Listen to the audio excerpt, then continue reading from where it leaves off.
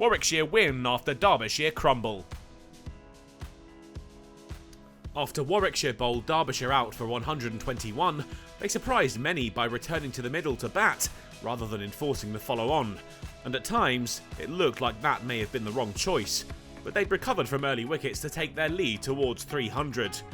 They were going to have to get there without Danny Briggs though. He was the first man to go on day 3, caught behind off the bowling of Cohen, who had now taken 4 wickets.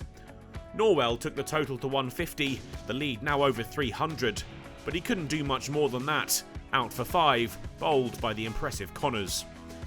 They'd get as far as 155, the lead 309 when Derbyshire finished them off.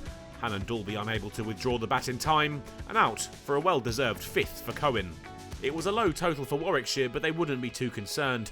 Derbyshire had shown how difficult the surface was to bat on, and the Bears had managed to set them a difficult target. The bulk scored by the middle order.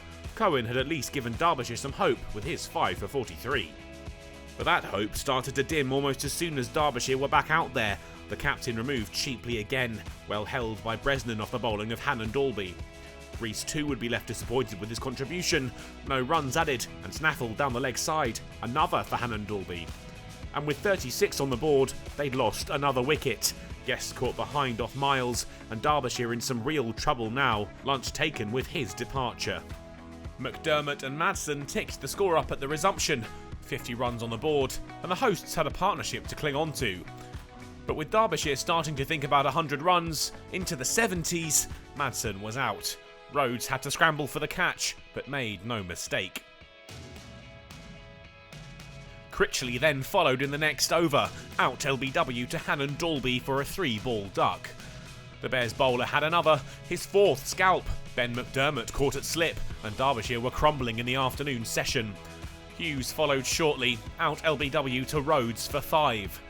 Cohen had them to 100, the ignominy of a double-figure return dealt with, but he was soon out to Briggs, stumped, caught between 2 minds.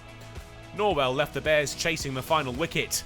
Dahl caught in the cordon, the bowler delighted with the scalp. Connors now the last line of resistance. It was left to Briggs to wrap it up.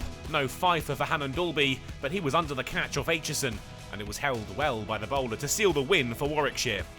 The result moves the Bears to the summit of Group 1, even if their stay might be temporary, if either Essex or Notts can force a win in their match at the Cloud FM County Ground. They were good value for the win too. Derbyshire never got to grips with the track, and their batting let them down.